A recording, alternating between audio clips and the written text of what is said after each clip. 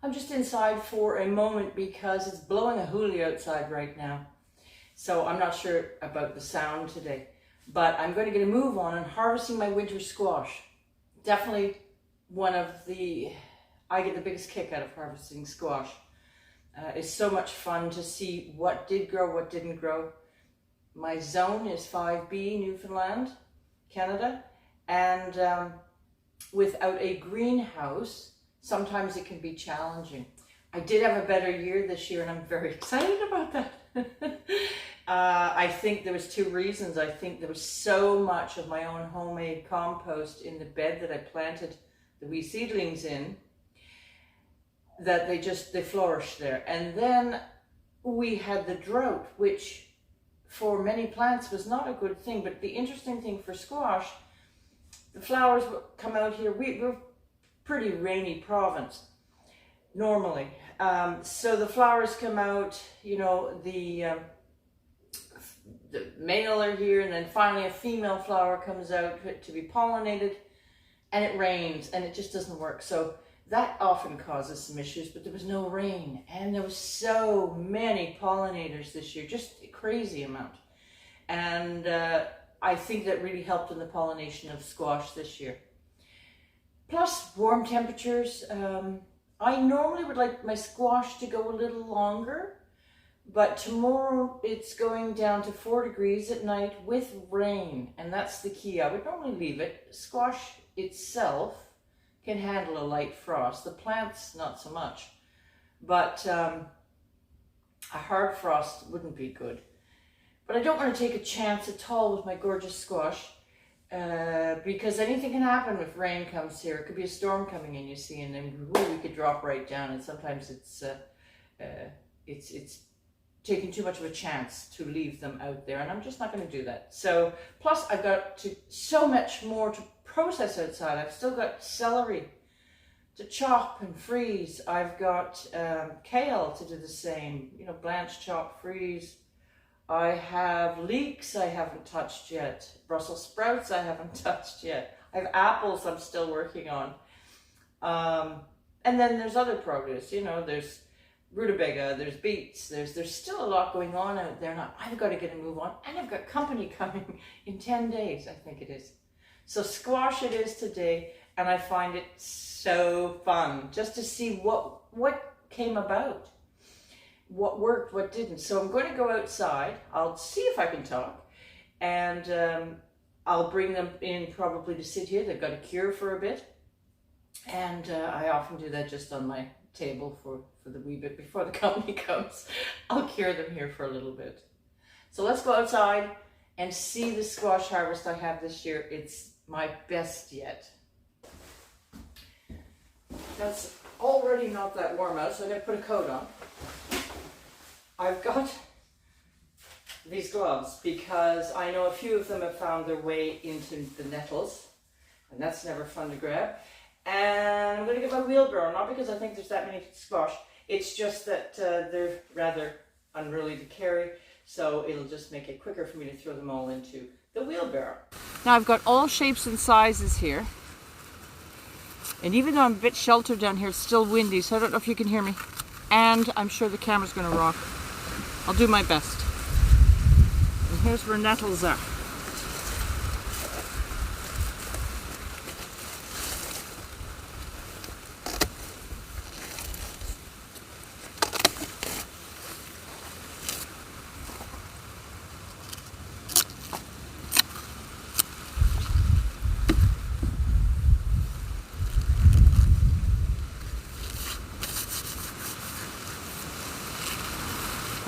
Really heavy.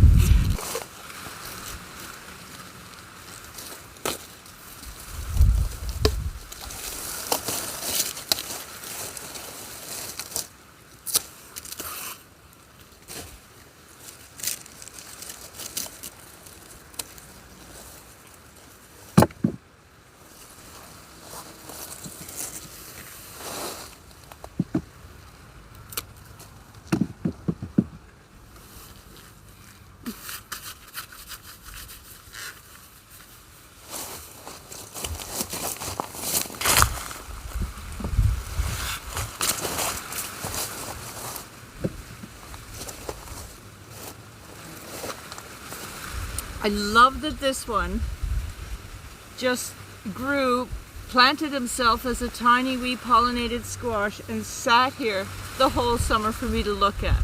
How gorgeous.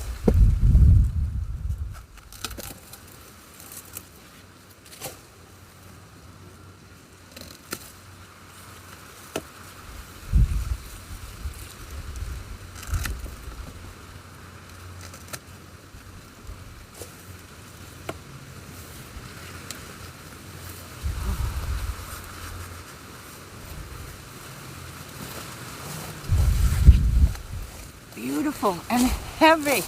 There's a lot of food in here.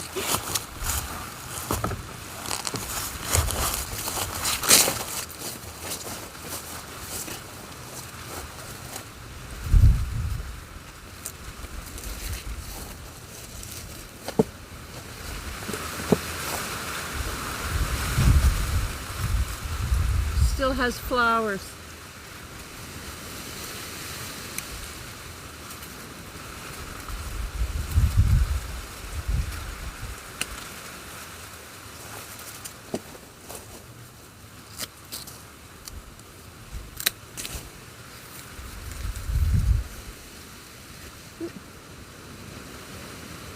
I have a bee. Bye bye.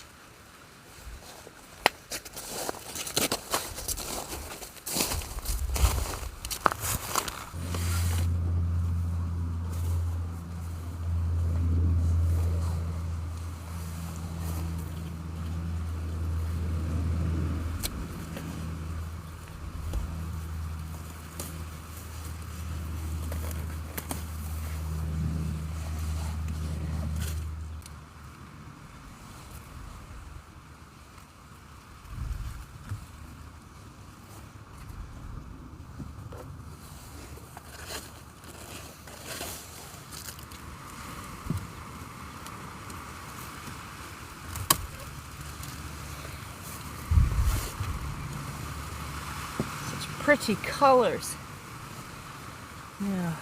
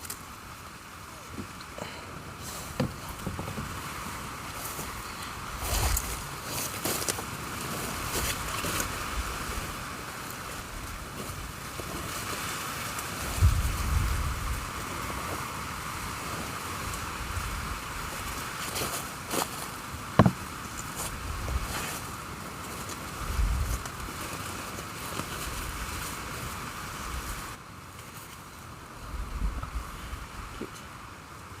Definitely.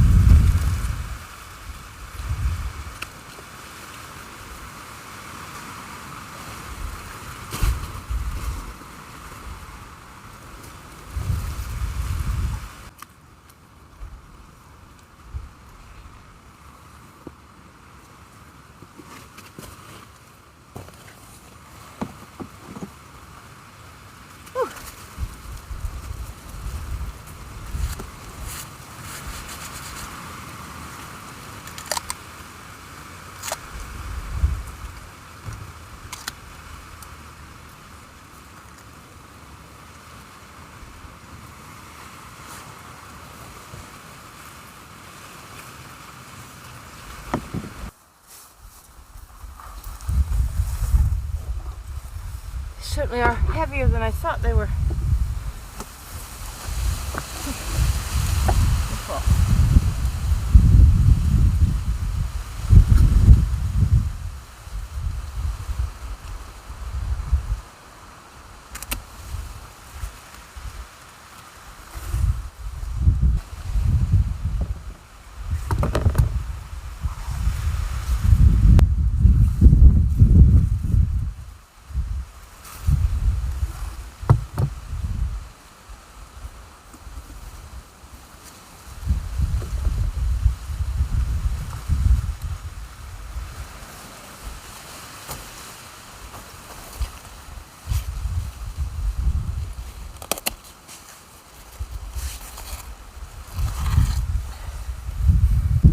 Some of these squash plants still going because they're still producing, and that's the Camo Camo, which grows so fast and has been productive. So I'm going to leave a few, but I think I've caught everything.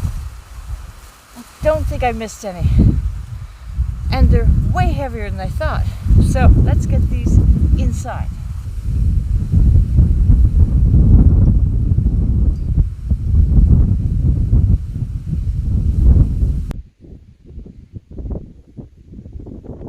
So here's my harvest, and I'm very, very happy.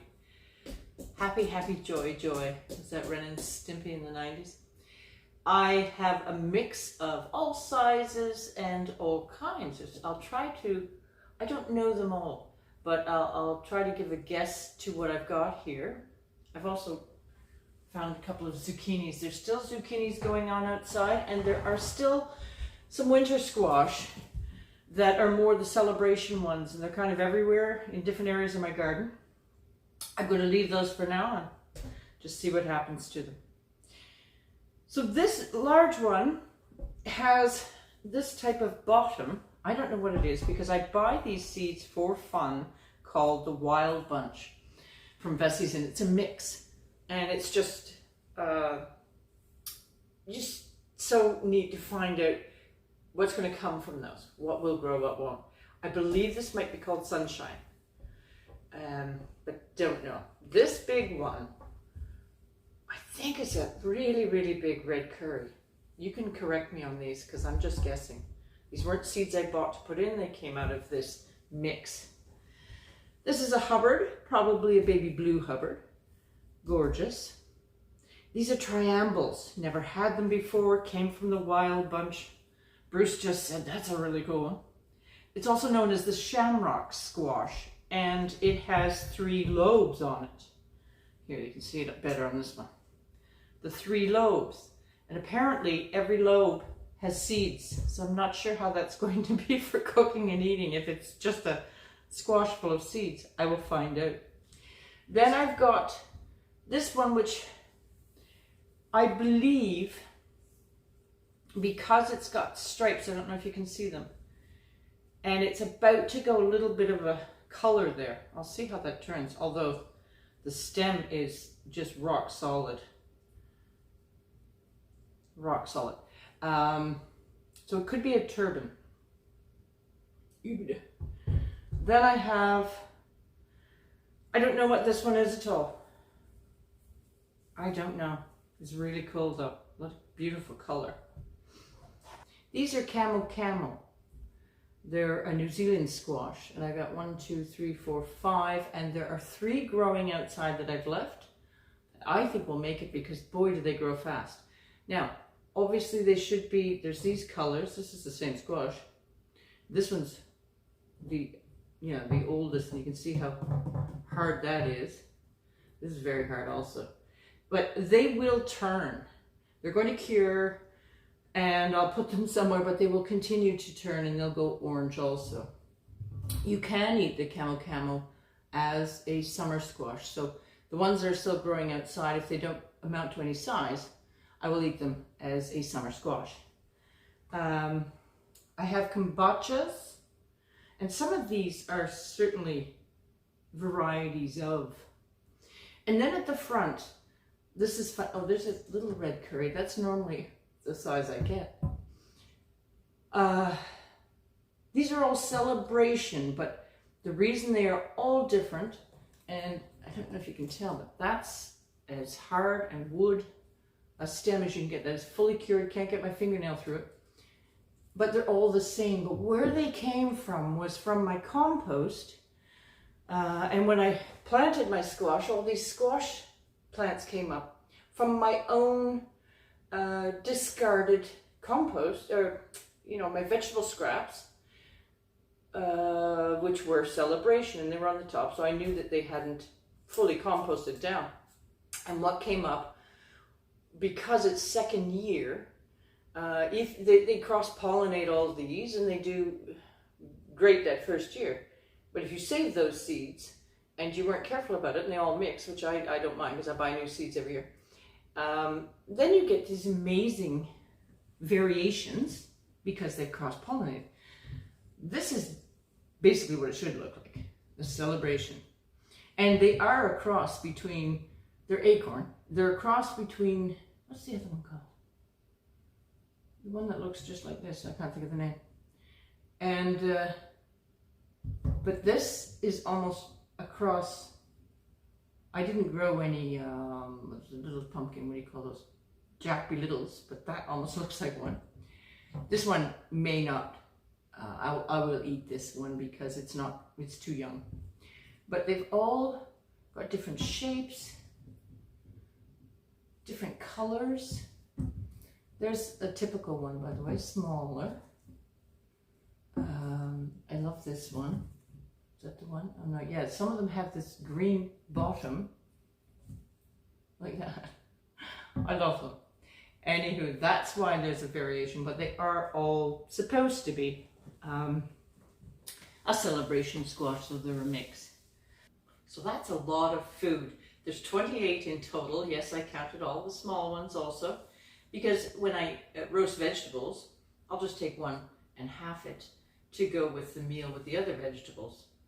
Some of them are quite large that, there's very few of us in this household that will probably, I may have to chop and freeze half or something. But lots and lots of food. And of course they will store for such a long time. I know the celebrations store for over a year. They're amazing. I just throw them in the back of my pantry and I forget about them. I will keep my eye on them as they go. And outside, before I brought them in, I've wiped them all down just to make sure that they're clean and there's nothing to, microbes to bother them in any way. And that's why I have kept the full stem, especially if you've got ones that the stem hasn't hardened yet, like the greener ones. You don't want microbes getting into. You can't take the stem off. You've got to keep that on for them to last. Now you might have noticed outside, as I was harvesting these, I have a lot of tomatoes. They've also got to come in, so I'm going to get a move on and do that. So thank you so much for joining me. Please consider subscribing. Take care, and we'll see you soon.